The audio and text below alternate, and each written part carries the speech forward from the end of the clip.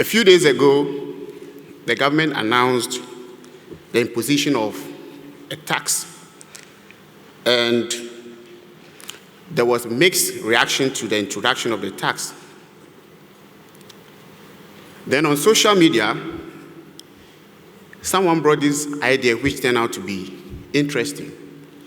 The person said, two options to government. Either the government withdraws the tax, or we, the law enforcement agencies, should effect two high-profile arrests to appease the public. Interestingly, a few moments after that, the debate changed from whether the tax was necessary to how many, whether it should be two or more arrests. The reason for this short, interlude is that the people seem to have a very high expectation and confidence in the law enforcement agencies of the country as at this time. It is with this background that, with a deep sense of sobriety, that I welcome all of you, distinguished ladies and gentlemen, to this high-level conference on Ghana's anti-corruption architecture. The conference is convened under the auspices of the African Union Advisory Board Against Corruption. And we Ghanaians are honored to open our doors and books to the state parties to review our anti-corruption architecture.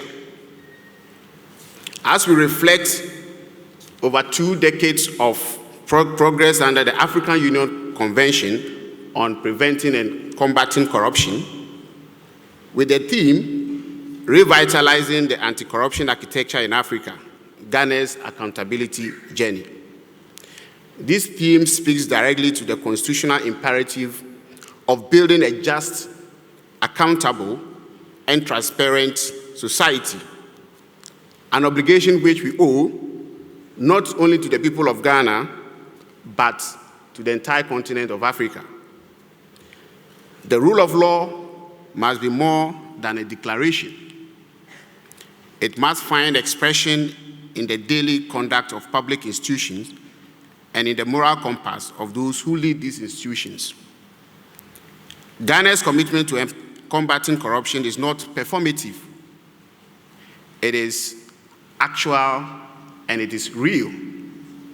It is rooted in the foundations of the Republic itself, the Fourth Republic.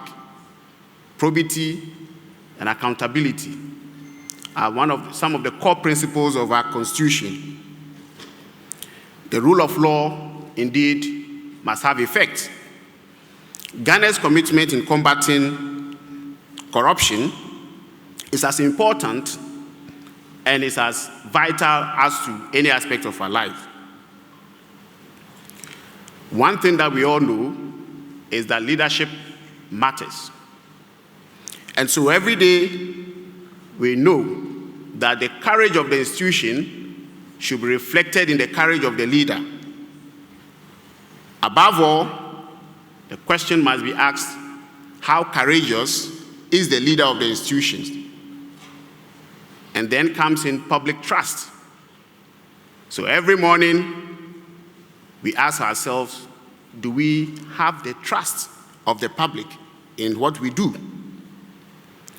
This gathering is not merely ceremonial.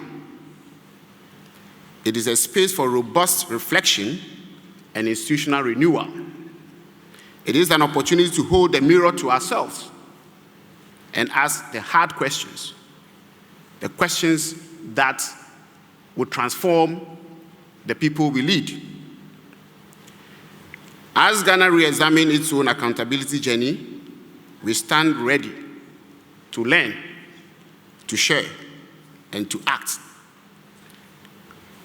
My boss and I, that is the Attorney General, reflect the President's confidence in the ideas and recommendations and partnership that emerged from this conference. We count on your criticisms, we count on your advice, and we count on your courage. that by the end of this conference, Ghana would have a positive outlook than before. On this note, let me pass on my Attorney General's voice to welcome all of you once again to Accra. Thankfully, the weekend has just started. Those of you who are on a visit, tonight, I believe you will see the best of Accra. You are most welcome. Thank you very much. Thanks for watching. Please like, subscribe, and click on the bell for more updates.